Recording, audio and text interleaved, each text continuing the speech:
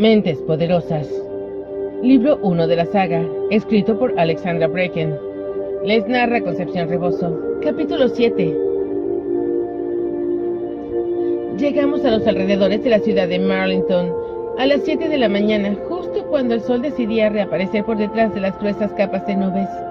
La luz teñía los árboles de un débil matiz violeta y centellaba contra el muro de neblina que se acumulaba sobre el asfalto.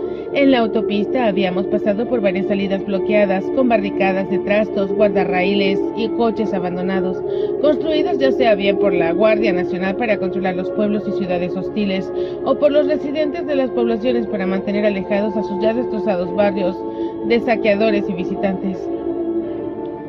La carretera, sin embargo, llevaba horas en silencio, lo que significaba que tarde o temprano acabaríamos tropezándonos con algún tipo de reacción humana. Y llegó más temprano que tarde, en forma de tractora roja de camión. Me acurruqué en mi asiento cuando pasó por nuestro lado con un impresionante rugido de motor y zumbido de ruedas. Iba claramente en dirección contraria, pero pude ver bien el cisne dorado que adornaba el lateral. «Están por todas partes», dijo Kate, siguiendo mi mirada. «Seguramente van hacia Thurmont». Era la primera señal de vida que veíamos en todo aquel rato, tal vez porque viajábamos por una autopista perdida en el culo del mundo, pero aquel único camión bastó para asustar a Kate. «Pásate para el asiento de atrás», dijo, «y agáchate». Hice lo que me había pedido. Desabroché el cinturón de seguridad, pasé como pude entre los asientos delanteros y me deslicé las piernas entre ellos. Martin me observó con ojos vidriosos. En un determinado momento noté su mano sobre mi brazo, como si intentara ayudarme. Di un respingo y me situé rápidamente en el espacio comprendido entre el asiento de atrás y el asiento del acompañante. Apoyé la espalda en la puerta y doblé las piernas para plegar las rodillas contra mi pecho. Pero con todo y eso, seguíamos estando demasiado próximos. Cuando me sonrió, se me pusieron los pelos de punta. En Thurmont había chicos, muchos en realidad, pero cualquier actividad que implicara la mezcla de sexos, bien fuera comer juntos, compartir la cabaña o incluso pasar los unos junto a los otros de camino a los lavabos, estaba estrictamente prohibida. Los soldados de la FEP y los supervisores del campamento hacían cumplir aquella regla con la misma severidad con la que imponían a los niños que de manera intencionada o por casualidad utilizaran sus facultades. Lo que naturalmente solo servía para que nuestros cerebros embriagados de hormonas se volvieran más locos si cabía, y se transformaran algunas de mis compañeras de cabaña en un ejército de acosadoras clandestinas. Yo no recordaba la forma correcta de interactuar con alguien del sexo opuesto, y estoy segura de que Martin tampoco. «Divertido, ¿eh?», dijo. Creí que bromeaba, hasta que me percaté de la avidez de su mirada.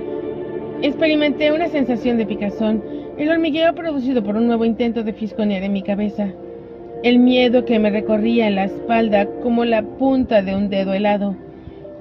Me apretujé con más fuerza contra la puerta y mantuve los ojos fijos en Kate, pero no fue suficiente. No nos parecemos en nada, comprendí. Nos habían llevado al mismo lugar, habíamos vivido el mismo horror. Pero él era tan... Necesitaba cambiar de tema y distraerlo de lo que quiera que estuviese intentando hacer. El aire acondicionado estaba encendido, pero el calor que Martin desprendía, nadie lo habría dicho.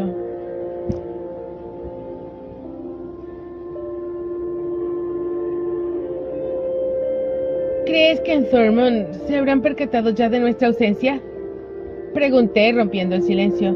Kate apagó las luces delanteras. Supongo que sí. Las FEPs no disponen de hombres suficientes para emprender una persecución con todas las de la ley, pero estoy segura de que habrán atado cabos y han averiguado quiénes son. ¿A qué te refieres? ¿A que somos naranja? Por lo que me habías contado ya lo sabían. Pero eso... Por eso fue que tuvimos que marcharnos con tanta prisa, ¿no es así? Estaban a punto de descubrirlo, dijo Kate. El objetivo de aquel control calmante era verificar las frecuencias naranjas y rojos. Creo que nadie se esperaba que la prueba diera resultados tan rápidamente. Por eso teníamos que sacarlos de allí, lo más rápidamente posible. Frecuencias, repitió Martin. ¿Te refieres a que ese control le añadieron algo más? Exactamente. Kate le sonrió en el retrovisor. La liga se enteró por casualidad del nuevo método que querían poner en práctica para la criba de los niños etiquetados erróneamente a su llegada al campamento. Supongo que saben que los adultos no pueden escuchar el control calmante. Los dos respondimos con un gesto afirmativo. Los científicos han estado trabajando con frecuencias que solo pueden captar y procesar determinados tipos de jóvenes Psi. Hay determinadas longitudes de onda que pueden escuchar todos, otras solo las escuchan los verdes o los azules, o como en este caso solamente los naranjas. Tenía sentido, pero no por ello era menos horroroso. ¿Saben? He estado preguntándome, empezó a decir Kate, ¿cómo lo hicieron ustedes dos? Especialmente tú, Ruby. Entraste en el campamento siendo muy pequeña. ¿Cómo eludiste el proceso de selección? Yo simplemente lo hice, dije. Le conté al hombre que me hacía la prueba que era verde y él me escuchó. Eso es una explicación poco convincente. Me interrumpió Martin mirándome a los ojos. Lo más seguro es que ni siquiera te vieras obligado a utilizar tus poderes. Me gustaba que los considerara como poderes. El término daba a entender que se trataba de algo que había que elogiar. Y yo no lo veía en absoluto así. Cuando empezaron a separar a los naranjas y los rojos, yo le dije al otro que se intercambiara conmigo. No quería irme con ellos, ¿me explicó? Martin se inclinó hacia adelante, así que cogí por mi cuenta a un verde que era más o menos de mi edad, y le hice creer tanto a él como al vigilante que era yo. E hice lo mismo con los que me interrogaron, uno a uno. Guay, ¿no? Se me hizo un nudo de asco en el estómago. Era evidente que no se arrepentía de nada. Por mucho que yo hubiese mentido con respecto a mi identidad, no había condenado a ninguna niña por culpa de ello. ¿Acaso controlar las facultades de un naranja te convertía en aquello? ¿En una especie de monstruo? ¿En alguien capaz de hacer lo que diera la gana porque nadie podía impedírselo? ¿Consistía en eso ser poderoso? Así que eres capaz de hacer creer a cualquiera que eres otra persona, dijo Kate. Tenía entendido que los naranjas solo podían ordenar a la gente que hiciera cosas como una especie de hipnosis. ¿Qué va? Dijo Martin. Puedo hacer mucho más que eso. Consigo que la gente haga por mí lo que me dé la gana, haciéndose sentirse como lo que yo quiero que sientan. Algo así como con el niño con quien intercambié mi puesto. Le hice sentir tanto miedo que no quería quedarse en su cabaña. Le hice pensar que sería buena idea hacerse pasar por mí. A todos los que me interrogaron les hice sentirse locos por tener que hacerlo. De modo que sí, puedo ordenar a los demás que hagan cosas. Pero diría que funciona de otra manera. Si quiero que la persona le haga daño a otra, tengo que hacer que se sienta tremendamente enfadado y muy, muy cabreado con la persona a la que quiero que ataque. Vaya, dijo Kate. ¿Y en tu caso, Ruby, es igual? No, en absoluto.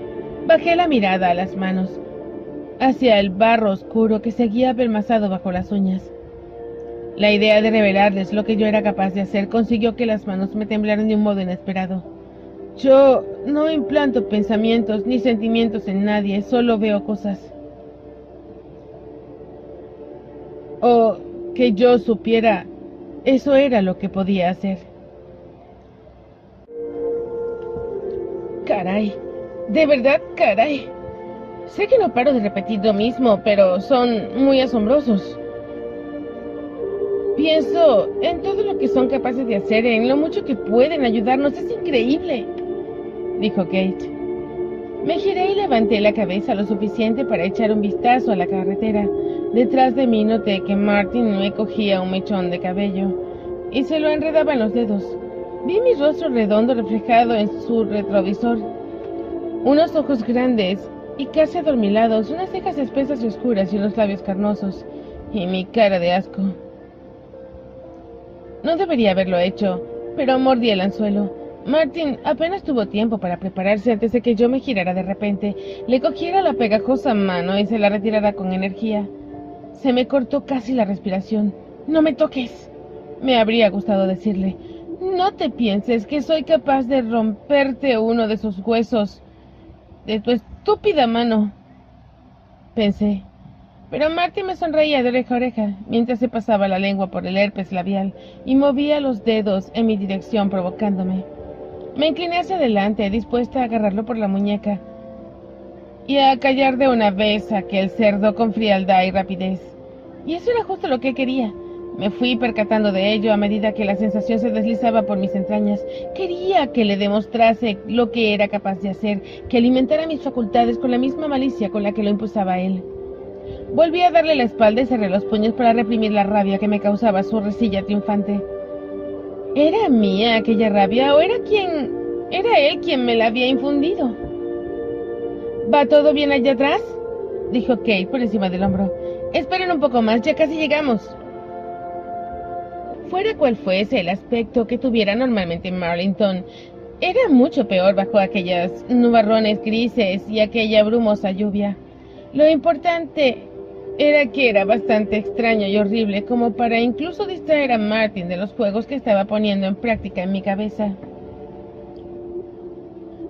La imagen de los centros comerciales desiertos, con los escaparates rotos que vimos antes de adentrarnos en el primer barrio de casitas marrones, grises y blancas, era perturbadora.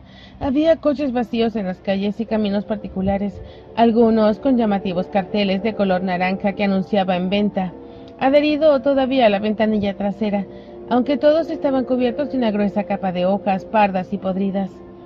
Alrededor de los coches, montañas y trastos de cajas, muebles, alfombras, ordenadores, habitaciones enteras de material electrónico inservible y oxidado.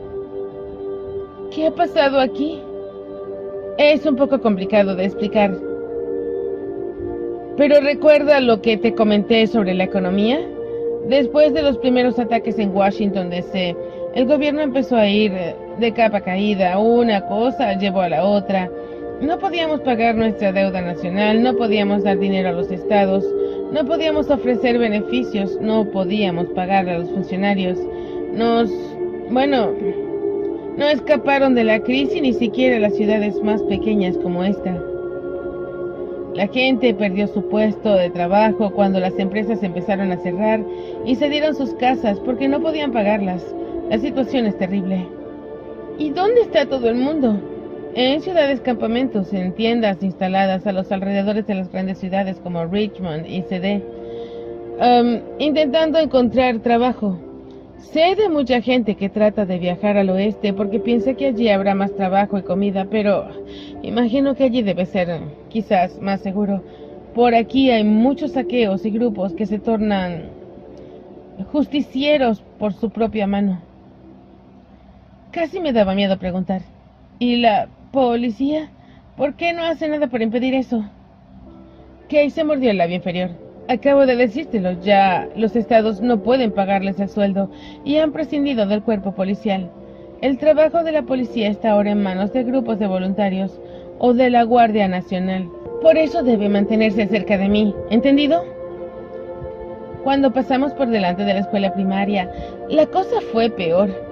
Las barras de colores de los juegos infantiles, o lo que quedaba de ellas, estaban manchadas de negro y retorcidas en el suelo.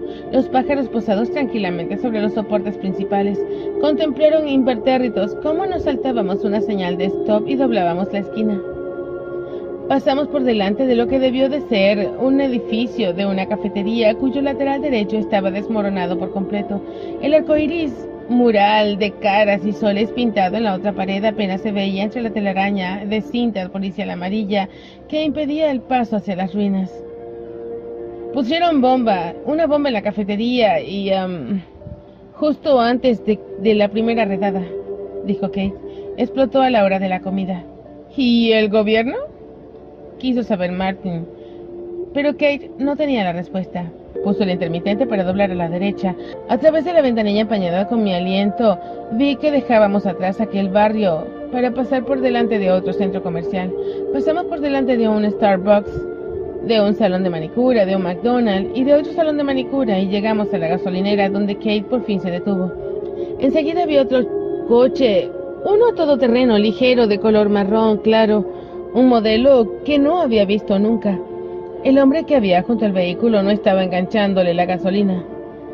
Habría sido imposible, los surtidores estaban destrozados y las mangas de las mangueras y las boquillas desperdigadas por todo el suelo. Kate tocó el claxon, pero el hombre ya nos había visto y nos hacía señas con las manos. También era joven, tan joven como Kate, es decir, era de constitución ligera, de cabello castaño oscuro, le caía sobre la frente. A medida que nos acercábamos, la sonrisa de su rostro se fue iluminando. Lo reconocí como el hombre que había visto en la cabeza de Kate. El hombre que ella había imaginado rodeado de resplandecientes colores y luces cuando nos habíamos marchado de Thurmond. Apenas hubo tirado del freno de mano, Kate abrió la puerta y se abalanzó sobre él. La escuché reír con ganas al abrazarlo, chocando contra él con tanta fuerza que le tiró al suelo las gafas de sol que llevaba puestas. La mano sudorosa de Martin me rozó el punto donde el cuello entra en contacto con la camiseta para darme un leve pellizco. Aquello fue demasiado. Abrí rápidamente la puerta del coche y salí disparada, haciendo caso omiso a las instrucciones de Kate. El ambiente era húmedo y caía una fina lluvia que iluminaba los árboles y la hierba con un matiz verde eléctrico. El agua me empapó las mejillas y el cabello. Un verdadero alivio después de pasar las últimas horas encerrada en compañía de Martin el bobalicón, que parecía estar cubierto de un material pegajoso. Encontraron a Nora media hora después de que saliste, estaba diciendo el hombre cuando me acerqué a ellos. Hay 2 unidades buscándolos. ¿Han tenido algún problema? ¡Ninguno! Kate lo abrazaba por la cintura. Pero no me sorprende. En estos momentos no dan abasto. Pero, ¿dónde están tus...? Rob negó enérgicamente con la cabeza y se le ensombreció el rostro. No conseguí sacarlos. Dio la sensación de que Kate iba a desplomarse. ¡Oh! Lo siento. No pasa nada. Veo que tú has tenido más éxito. ¿Se encuentran bien? Los dos se giraron para mirarme. Rob, te presento a Ruby, dijo Kate. Ruby, este es mi... te presento a Rob. Vaya presentación más sosa, dijo Rob chasqueando la lengua. Por lo que veo, a las más guapas las tenían escondidas en Thurmond. Me tendió la mano. Una mano de palma grande, 5 dedos, nudillos vellosos. ¿Normal? Por cómo me quedé mirándola, debió de pensar que tenía la piel cubierta de escamas. Mantuve la mano pegada al muslo y me acerqué un paso más a Kate. No llevaba ningún arma, ni cuchillo, ni máquina de ruido blanco, pero vi contusiones y cortes, algunos recientes que le cruzaban el dorso de la mano hasta la muñeca, donde las inflamadas líneas rojas desaparecían debajo de la manga de una camisa blanca. No fue hasta que retiró la mano cuando vi el ramillete de puntillos rojos que le manchaba el puño de la manga derecha de la camisa. La expresión de Rob se tensó cuando se percató de mi mirada. Ocultó la mano tras la espalda de Kate, enlazándola por la cintura. Una rompecorazones, ¿no te parece? Kate levantó la vista hacia él.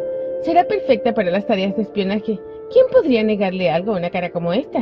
Es naranja. Rob soltó un silbido de aprobación. ¡Caramba! Gente que valoraba a los naranjas. Verlo para creerlo. ¿Y Sarah está bien? Rob parecía confuso. Se refiere a Nora Jenkins, dijo Kate. El nombre de Sarah era falso.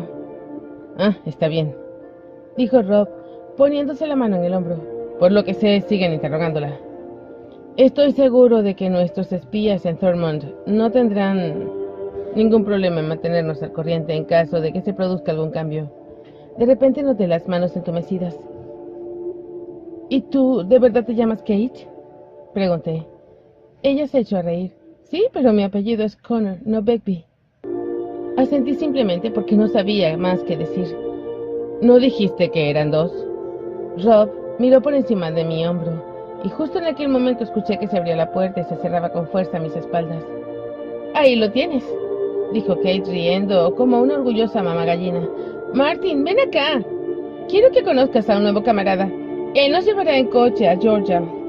Martin se adelantó y le estrechó la mano al hombre antes de que Rob tuviese la oportunidad de ofrecérsela. Muy bien, dijo Kate dando unas palmadas. No disponemos de mucho tiempo, pero antes de seguir camino tenemos que lavarnos y ponernos algo de ropa para que no sospechen en ninguna parte. El vehículo emitió un sonido repetitivo cuando Rob abrió una de las puertas traseras. Cuando se giró, unos pocos y exiguos rayos de sol se reflejaron en la empuñadura de la pistola que llevaba remetida en la cintura de los vaqueros. Retrocedió un paso cuando introdujo la mano en el coche para coger algo que no logré ver. Había sido una estupidez de mi parte haber confiado en que ninguno de ellos fuera armado, pero el estómago se me encogió igualmente. Me giré y fijé la vista en las manchas de aceite tatuadas en el suelo, a la espera de escuchar de nuevo la puerta del coche al cerrarse. Aquí tienen, dijo Rob, pasando una mochila negra a cada uno. Mi compañero monstruo cogió la suya al vuelo y examinó rápidamente el contenido, como si fuese una bolsa de golosinas de las que se reparten en las fiestas de cumpleaños. Creo que los servicios de gasolinera disponen de alguna agua corriente, aunque yo no la bebería, prosiguió Rob. En las mochilas encontraréis una muda y 4 cosas básicas. No tarden 1000 años. Pero tómense el tiempo necesario para quitarse de encima el campamento. ¿Pretendía que por el simple hecho de asearme podría olvidarme de Thurmond? ¿Que con frotar con un poco de jabón la mancha de barro podría salir? Por mucho que fuera capaz de borrar los recuerdos de los demás, me resultaba imposible borrar los míos.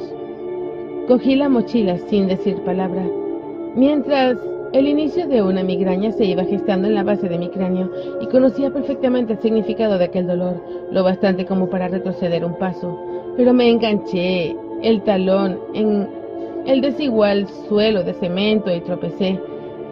Extendí los brazos y en un torpe intento de recuperar el equilibrio, pero lo único sólido que encontré fue el brazo de Rob.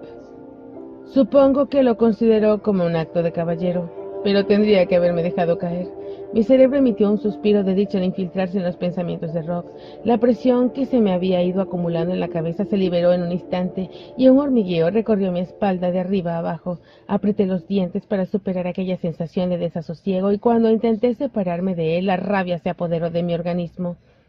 A diferencia de los recuerdos de Kate que iban y venían como un parpadeo, los pensamientos de Rob eran casi letárgicos, aterciopelados y tenebrosos. No encajaban entre ellos, sino que más bien permeaban los unos en los otros, como tinta derramada en un vaso de agua que, en forma de masa oscura, se va extendiendo y serpenteando hasta acabar contaminando lo que antes era transparente.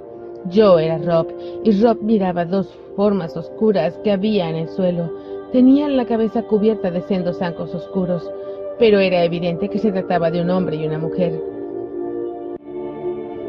Y si el corazón me retumbaba de tal manera en los oídos, era por aquella mujer. La fuerza de su llanto me sacudía el cuerpo entero y se debatía sin cesar para liberarse de las correas de plástico que la sujetaban de manos y pies. Empezaba a llover inesperadamente y el agua bajaba con fuerza por los canales de los edificios de nuestro alrededor. A través del filtro de la mente de Rob, el sonido recordaba el de las interferencias.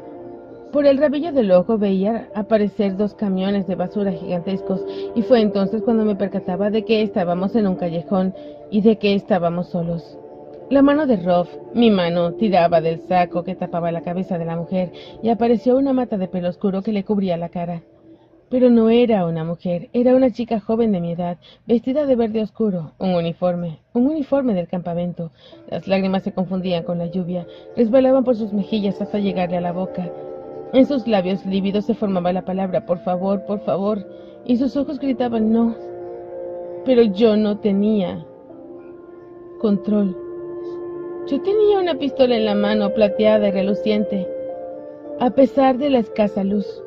La misma pistola que acababa de ver remetida en el pantalón de Rob, la misma que en aquel momento apuntaba a la frente de la chica. La pistola me saltaba en la mano al dispararle, y en aquel mismo instante un destello iluminaba la cara aterrada de la chica, un grito inacabado ahogado por el estampido, cuando la cara se replicaba sobre sí misma. La lluvia de sangre me manchaba la mano y la chaqueta oscura que llevaba, y el puño blanco de la camisa. El chico moría de la misma manera, solo que Rob no se tomaba la molestia de retirarle el saco antes de terminar con su vida. Cargaba los cuerpos en el camión de basura. Me retiré entonces de la escena y la vi hacerse cada vez más pequeña y más pequeña hasta que la neblina oscura de la mente de Rob la engulló por completo. Tiré para librarme y emergí de la piscina de tinta respirando con dificultad. Rob me soltó del brazo en un instante, pero Kate corrió hacia mí y habría ocupado el lugar de él de no haber sido que yo me levanté las manos para impedírselo. ¿Te encuentras bien?, me preguntó. «Estás pálida». No es nada», dije, esforzándome para que mi voz sonara tranquila y firme.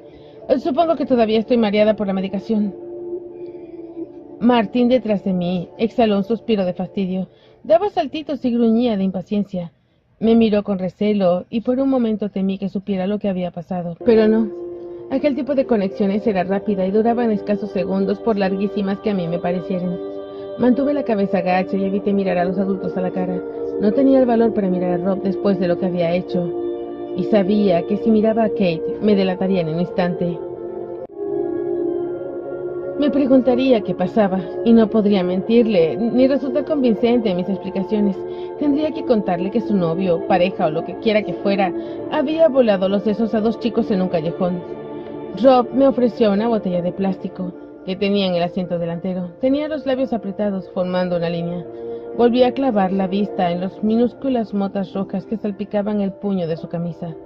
«Los ha matado». Las palabras me retumbaban en la cabeza. Podía haber sucedido hacía días atrás, tal vez incluso semanas, pero no creía que fuera probable. De ser ese el caso, ¿no se habría cambiado la camisa e intentado limpiar las manchas? Y luego ha venido aquí, ¿para matarnos también a nosotros? Rob me sonrió mostrando una dentadura completa. Sonrió, como si no acabara de cargarse dos vidas a punta de pistola y se hubiese quedado allí a contemplar cómo la lluvia arrastraba la sangre en las alcantarillas. Las manos me temblaban con tanta intensidad que tuve que cerrarlas como un puño para sujetar la mochila y que no se me notara. Creía haber escapado de los monstruos que había dejado encerrados atrás en la alambrada electrificada, pero las sombras seguían vivas y me habían perseguido hasta aquí. «Yo seré la siguiente», pensé. Engullí el grito que me ascendía por la garganta y con un nudo en el estómago le devolví la sonrisa, porque no me cabía la menor duda. Estaba completamente segura de que si supiese lo que acababa de ver, Kate pasaría los días siguientes tratando de limpiar mi sangre de su camisa. «Ella lo sabe», pensé, siguiendo a Martin hacia la gasolinera. Kate, que olía a romero, que me había arrastrado por un pasillo, que me había salvado la vida. Ella debe saberlo.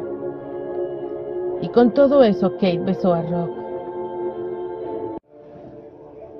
Parecía como si el interior de la gasolinera hubiera sido devastada por animales salvajes, y había bastantes probabilidades de que hubiera sido así. Huellas de barro aparentemente dejadas por zarpas por todas formas y tamaños creaban mareantes dibujos en el suelo y cruzaban sobre pegajosas manchas rojas y marrones en dirección a las estanterías de comida. La tienda olía como a leche agria, aunque las neveras de las bebidas estaban iluminadas con electricidad que iba y venía. Los refrescos y las cervezas habían desaparecido en su mayoría, pero quedaban aún una buena cantidad de leche, y no me extrañó, puesto que la tienda la vendía a $10 el cartón. Y lo mismo podía decirse de la comida. Había estantes llenos de bolsas de patatas fritas y barritas de chocolate, con un precio digno de un tesoro en peligro de extinción. Había también estantes completamente vacíos o llenos de restos de palomitas y galletas saladas en bolsas explotadas. Sin darme cuenta, acababa de elaborar un plan. Mientras Martin estaba distraído toqueteando la máquina dispensadora de refrescos, cogí unas cuantas bolsas de patata y barritas de chocolate. Por un momento, mientras las metía a presión en la mochila, me saltó el sentimiento de culpa, aunque en realidad, ¿a quién le estaba robando? ¿Quién llamaría a la policía para que me detuviera? «Solo hay un cuarto de baño», anunció Martin. «Voy primero. A lo mejor con un poco de suerte te dejo algo de agua». «A lo mejor con un poco de suerte te ahogas allá adentro», pensé. Cerró de un portazo, y cualquier sentimiento de culpa que pudiera albergar por abandonarlo desapareció en ese instante. Tal vez fuera cruel de mi parte, tal vez Pasaría el resto de mi vida sintiéndome mal por haber abandonado a ese chico sin previo aviso, pero imposible contarle lo que pensaba hacer sin alertar con ello a Kate y a Rob. No confiaba lo bastante en él como para estar segura de que no se pondría a gritar para avisarles y de que no intentaría retenerme. No perdí el tiempo y me quité sin contemplaciones la vestimenta de quirófano de Sara, de Nora, y la dejé tirada en el suelo. El uniforme que llevaba debajo delataba sin la menor duda mi origen, pero la ropa de quirófano me iba demasiado grande como para poder correr con comodidad. Necesitaba salir de allí rápidamente. Martin debía de haber abierto el grifo a tope, puesto que cuando esquivé los cristales rotos del escaparate de la tienda se escuchaba el agua corriendo. Asomé la cabeza por detrás del estante justo a tiempo para ver cómo Rob y Kate acababan de besarse. Rob le palpó los bolsillos de la chaqueta y se extrajo uno de ellos, un teléfono móvil. Me pareció que quienquiera que estuviese al otro lado de la línea no estaba diciéndole a Rob nada muy agradable. Transcurrido un minuto le pasó el teléfono a Kate y rodeó el coche para meter la cabeza por la puerta del conductor. Kate se movió para quedar de espaldas a mí y extendió lo que parecía un mapa sobre el capó del vehículo. Cuando Rob reapareció, llevaba bajo el brazo un objeto largo de color negro que sujetaba por el cañón. Kate le cogió el rifle sin ni siquiera mirarlo y se lo colgó al hombro por la correa, como si aquel fuese su sitio ideal. Lo reconocí. Por supuesto que lo reconocí. Todos los soldados de la Fed que montaban guardia en el perímetro de la alambrada eléctrica iban armados con un rifle M16 y estaba segura de que los que nos vigilaban desde lo alto de la torre también tenían uno a su alcance. ¿Es lo que piensan utilizar con nosotros?, me pregunté, ¿o pretenden que lo utilice yo? La parte racional de mi cerebro entró por fin en acción y superó el caos y el terror que se había apoderado de mí. Tal vez Rob había matado a aquellos chicos por algún motivo. Tal vez habían intentado atacarlo, aunque estaban atados. Tal vez simplemente se habían negado a sumarse a la liga. En el instante en el que caí en cuenta, fue como si el fuego me prendiera en el pecho y lo arrasara todo en su camino. Solo de pensar, de visualizar que tenía que tocar una de aquellas armas, que esperaban de mí que disparara con ellas. ¿Consistiría eso en lo de formar parte de su familia? ¿O tendría que ser como Martin y convertirme yo misma en un arma? Mi padre llevaba ya 7 años como policía desde la primera vez que se vio obligado a disparar contra alguien. Nunca me contó la historia. Tuve que enterarme de ella a través de mis compañeros de clase, que lo habían leído en el periódico, algo que tuvo que ver con unos rehenes, por lo que comprendí. Lo dejó destrozado. Mi padre no salió de su dormitorio hasta que vino la abuela desde Virginia Beach a buscarme. Cuando volví a casa unas semanas después, mi madre y mi padre se comportaban como si no hubiera pasado nada. No sé qué podría motivar que yo llegara a coger un arma como aquella, pero tenía claro que no sería precisamente un grupo de desconocidos lo que me obligarían a hacerlo. Tenía que salir, tenía que huir, hacia donde carecía de importancia en ese momento. Yo era un montón de cosas terribles, pero no quería sumar a la lista lo de ser una asesina. Se escuchó entonces un ruido como el de cristal triturado, lo bastante fuerte como para imponerse al del agua, que seguía corriendo a raudales en el cuarto de baño, y el zumbido de las neveras de los refrescos. Martin cerró el grifo, y entonces fue cuando escuché de nuevo aquel crujido.